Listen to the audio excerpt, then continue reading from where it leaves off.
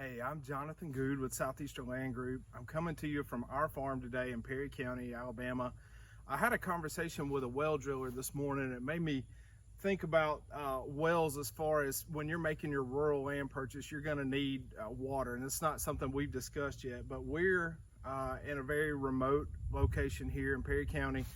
Our family is on a drilled well. Our water source is about 100 to 130 feet deep, I believe. And this well driller and I were talking where we are, he can do in some places what's called a point well, which can go down to about 26 feet. And that's something that doesn't require a lot of drilling, that sort of thing. But where I am, we've got to go a little bit deeper. But I tell you, I've really become a water snob since we've moved out here. Our water is perfect. We don't have to filter it, don't have to do anything to knock any iron or sulfur out.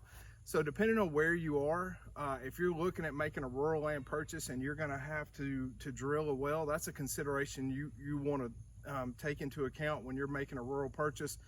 In our area, drilled wells are somewhere between $4,000 and $7,000, depending on how deep you have to go.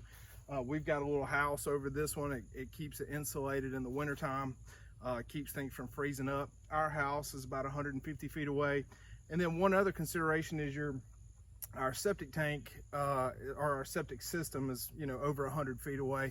In some areas, the local health departments will have certain guidelines. Some places I think are a minimum of 50 feet and some are a minimum of 100 feet. But in all instances, you want to have a lot of distance between your septic system, your field lines, and your well. But we use this for our home. We also use it for our garden. It's a great water source for that.